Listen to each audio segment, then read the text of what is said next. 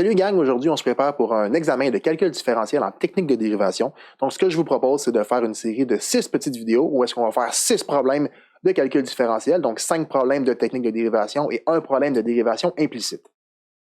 On commence tout de suite, donc on va s'attaquer à cette dérivée-là. Ce que je vous conseille en premier lieu, c'est de faire pause à la vidéo et de l'essayer de votre bord. Faites la dérivée et après vérifiez la correction, c'est ce qui va vous apporter le meilleur bénéfice pour vous préparer à l'examen. On passe ça.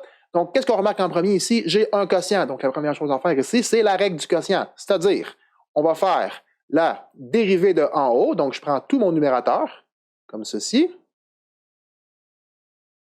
Ça. Et je fais un prime.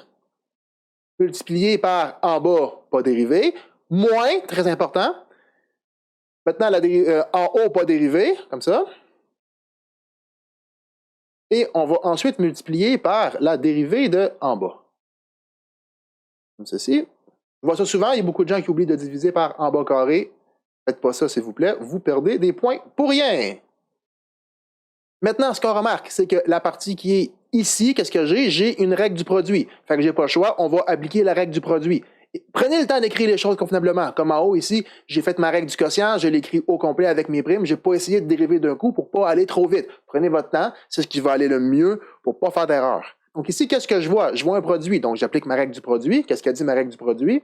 Elle dit dérivée du premier, donc dérivée du cos, multiplié par le deuxième, pas dérivé, ça, plus le premier où je ne dérive pas, fois dérivée du deuxième, comme ceci. On rajoute notre prime, comme ça. Fermé, parce que c'est tout le montant qui est dérivé en haut. Maintenant, j'ai mon 5x qui vient multiplier ici, moins, je rajoute les deux termes ici, je ne me pose pas de questions, c'est juste la réécriture. Cos de x sec de x cube. Et dérivée de 5 à la x, c'est quelque chose qu'on a vu. Dérivée de 5 à la x, c'est 5 à la x ln de 5. Voilà. Et on n'oublie pas de réécrire notre 5x à la 2. Maintenant, il nous reste encore deux petits primes à l'éliminer, c'est-à-dire le prime qui est ici et le prime qui est là.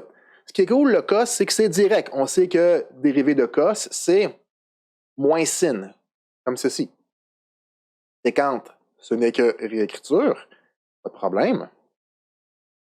Cos, ce n'est que réécriture, il n'y a pas de problème. Et ici, il faut faire attention avec le prime parce que ça, c'est quoi? C'est une règle à chaîne. J'ai le x cube qui est dans la fonction séquente. Donc, qu'est-ce qu'il faut faire dans ce cas-là? Il faut faire la règle à chaîne. La règle à chaîne, elle dit quoi? Elle dit commence par faire la dérivée de ce qui est à l'extérieur. Qu'est-ce qui est à l'extérieur ici? C'est le séquente. On sait que dérivée de sec, c'est sec tan. Là, je fais exprès de rien mettre dans les deux séquentes puis tangentes, parce que ce qu'il faut mettre à l'intérieur, c'est pas x, c'est ce qu'il y avait dans la fonction, c'est-à-dire le x cube. Donc, dans les deux cas, je me rajoute un x cube. Et il faut faire aussi fois dérivée de l'intérieur. Ce qu'il y avait à l'intérieur, c'est x cube. Dérivée de x cube, tout le monde sait que c'est 3x2. Donc, je vais mettre à l'extérieur mon 3x2 comme ça. On va fermer. Et j'ai juste à réécrire le bout qui est ici, parce que tout était déjà dérivé. Donc, j'ai réécrit ça sans me tromper idéalement. Donc, 5 à la x moins le cosinus de x, le séquente de x cube, 5 à la x et le ln de 5. Et on divise le tout par mon 5 à la x carré. Donc, si vous êtes rendu jusqu'ici, vous avez déjà réussi à accumuler la majorité des points. Cependant, il vous reste encore quelques petits points à aller chercher en simplifiant. Première manœuvre qu'on va faire en simplifiant, on va commencer par faire une mise en évidence simple. C'est-à-dire que j'ai un 5 à la x ici, et j'ai un 5 à la x qui est là. Il y a une autre mise en évidence qu'on pourrait faire, elle est juste un petit peu cachée encore. Je vais commencer par faire elle, puis ça va aider à voir l'autre. Donc ici, mon 5 à la x, je vais le mettre en avant de tout le monde. Donc 5 à la x. Et je vais réécrire toute cette chose-là, mais sans 5 à la x. Donc ça va me donner moins le sinus de x séquente de x cube, plus le cos de x séquente de x cube tangente de x cube. Le 3, vu que c'est une constante, par convention, je vais le mettre en avant. C'est-à-dire, vu que c'est des multiplications, l'ordre de multiplication n'a pas d'importance.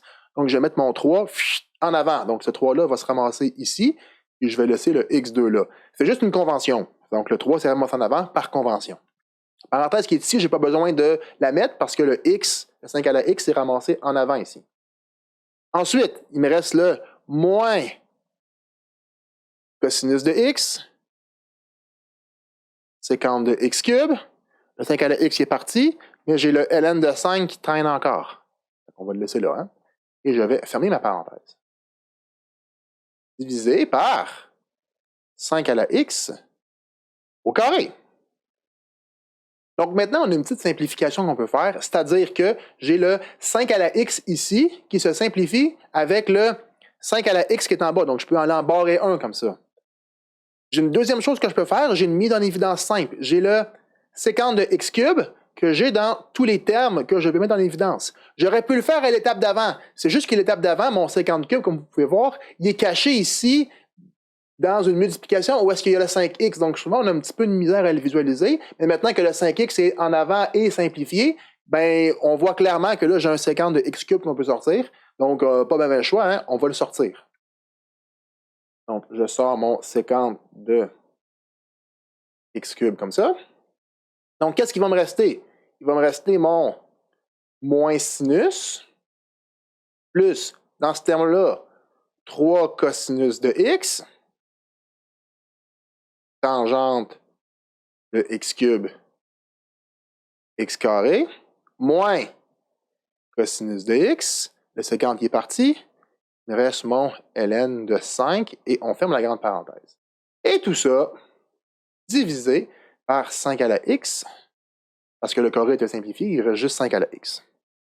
Et voilà, bingo, on a fini de simplifier.